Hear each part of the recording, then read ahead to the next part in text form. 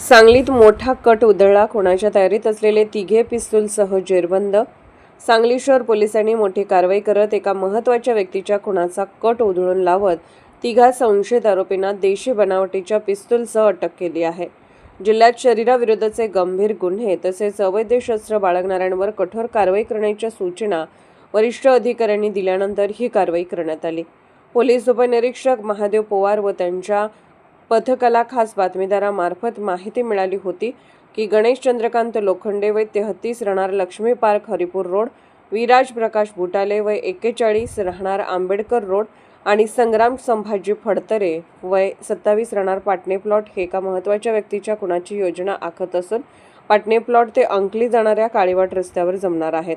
माहितीच्या आधारे पोलिसांनी सापळा रचून राजू गंगावानी यांच्या शेतालगत अंधारात उभ्या असलेल्या पांढऱ्या रंगाच्या मारुती 800 MH10 AB 5935 कारमधून तिघांना ताब्यात घेतले. झडती दरम्यान गणेश लोखंडे व विराज बुटाले यांच्या कमरेला प्रत्येकी एक देशी बनावटीचे पिस्तूल व 2 जिवंत काडतुसे मिळून आली. तसेच कारच्या ड्रायव्हर सीटखाली एक धारदार चाकू आढळून आला. चौकशीत आरोपी विराज बुटाले यांनी सांगितले की संजय भोकरे यांच्या ताब्यात असलेली जमीन परत मिळवण्यासाठी त्यांचा खून करण्याचा कट रचण्यात आला होता.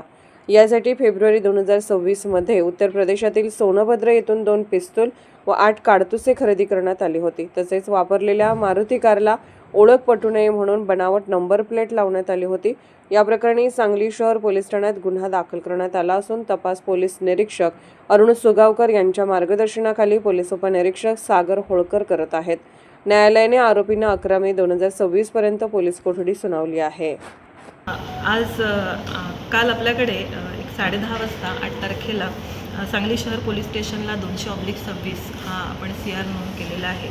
याच्यामध्ये कलम 62 BNS 340 आणि 3.5 त्याचप्रमाणे आर्म ॲक्ट 3.4.25 आणि MB ॲक्ट 192 हे सेक्शन्स आहेत.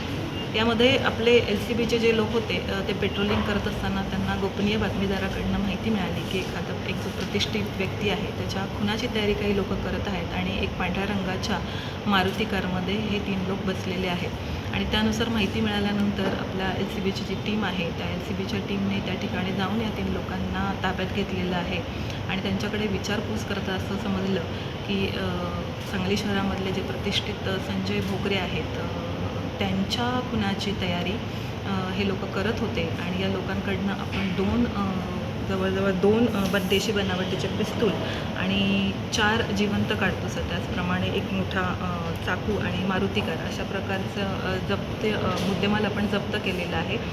यामध्ये जे आरोपी आपल्याला मिळाले आहेत ते म्हणजे गणेश लोखंडे, विराज बुटाले, संग्राम संभाजी फडतरे आणि सचिन आवळे.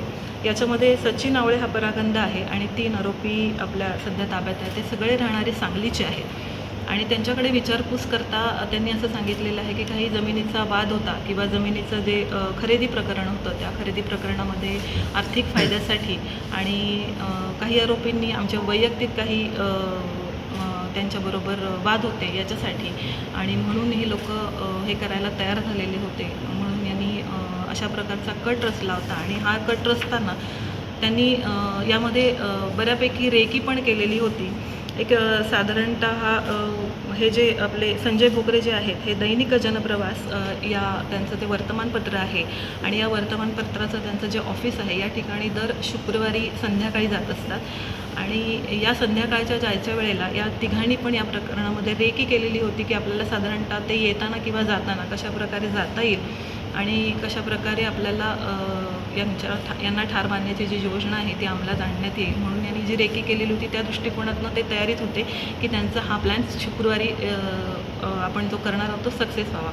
पण आपल्या गोपनीय बातमीदारांकडून LCBच्या लोकांना जी बातमी मिळाली त्याच्यावर आपले SP सर आहेत त्यांच्या मार्गदर्शनाखाली, तुषार जोशी सरांच्या मार्गदर्शनाखाली आपण व्यवस्थितपणे या गुन्ह्याला प्रतिबंध करण्यासाठी आपली पण योजना आपण जी होती ती अंमलात आणली आणि हे काही करू नये किंवा हे करताना आपण आरोपींना ताब्यात घेतलेलं आहे. आणि अशा प्रकारे मुद्देमाल आणि आरोपी आपल्या ताब्यामध्ये आहेत. फक्त या घटनेमध्ये आपल्याला जे आरोपी मिळालेले आहेत त्यांनी जो हा कट रचलेला होता त्याच्यासाठी त्यांचा काही आर्थिक फायदा होता किंवा किंबहुना हे फक्त जमिनीच्या वादाचा प्रश्न होता की वैयक्तिक त्यांचे काही प्रॉब्लेम्स होते किंवा इतर कोणी याच्यामध्ये आणखीन सहभाग आहे याचा आम्ही शोध घेत आहोत. आता सध्या या तिघांनाही 11 तारखेपर्यंतचा PCR मिळालेला आहे. मुख्य आरोपी जो आहे सचिन आवळे तो सध्या परागंदा आहे. तो मिळाल्यानंतर सुद्धा आम्हाला त्याच्यामध्ये त्याची नक्की कुठली दिशा आहे हे ठरवता येईल आणि त्याप्रमाणे आम्ही तपास करत आहोत. सध्या तरी आत्ता तपासामध्ये इथे कुठलीही राजकीय पार्श्वभूमी काही दिसत नाही आहे.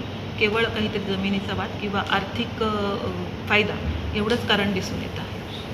अशाच अपडेट्ससाठी SP न्यूज चॅनलला लाईक करा, शेअर करा आणि सबस्क्राईब करा.